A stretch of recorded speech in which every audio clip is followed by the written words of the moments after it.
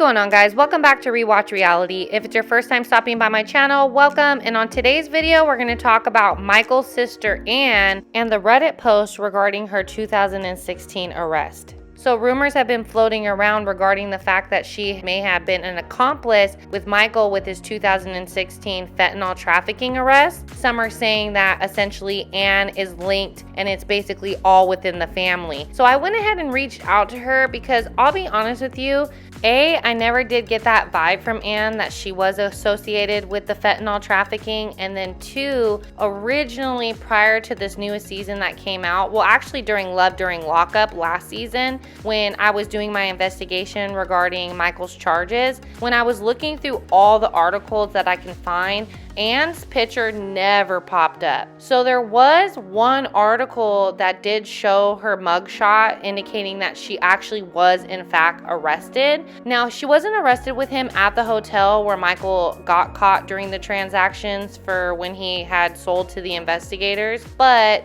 later on, once they round everybody up, Anne was mixed in and did get arrested in that whole situation. So I went ahead and reached out to her and I asked her straight up, did you have any involvement with what was going on with Michael's arrest? Like, did you get arrested? Did you get released? Like, what happened? Were you involved? Are you open to sharing your story? So Anne ended up responding back to me, and I want to share with you guys what she said. Thank you so much for having the decency of reaching out to me directly. I was arrested in 2016. I was charged with the same charges Michael was facing in Rhode Island. I spent 16 days in Rhode Island prison. When I was finally released, I got an attorney to represent me because I was never involved in any criminal activity. I was a full-time 4.0 college student. After almost a year of back and forth with my case, all charges were dropped. Turns out, it was all a case of mistaken identity. So I lost everything all because of a mistake. I worked my ass off to get to where I wanted to be in life,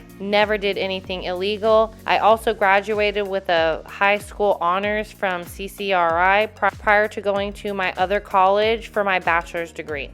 And then from there, she ended up resharing my post that I had made regarding the situation to give a little bit more insight on what she was going through. But she said, jumping to conclusions should never be anyone's first instinct because everybody was already assuming that she definitely was involved with the whole fentanyl, distribution. Now, she ended up going on to say, no one will ever understand the amount of pain and therapy endured when I went through this. So to have to relive this has not been easy on her. Now, what ended up happening during the situation when she originally was arrested, now she was in school and she had grants at this time and she was working on her bachelor's degree, and all that was ripped away from her when she ended up getting charged with these charges. Even though she was wrongfully charged, until she was able to get the case cleared, she ended up losing out everything. She had to stop going to school. She ended up getting fired from her job, and it was really horrible for a year and a half, or I think she said a year. It was really horrible for a year of all the back and forth dealing with the court systems, all because they had mistaken her for another person. So it was just really detrimental for her. So I wanted to use my platform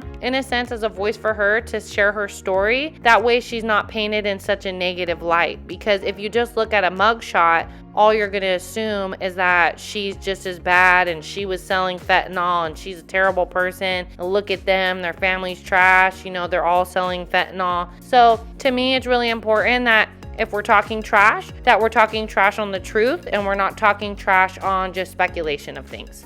Alright guys, that's all I got for you today on this video. Thank you so much for watching Rewatch Reality. Don't forget to like and subscribe to the channel, and drop a comment below and let me know what you think about this whole situation. I know some of you may not agree with how I went about it, or the fact that they don't believe what she has to say. Regardless of the situation, I love to hear your feedback, and until next time, peace out.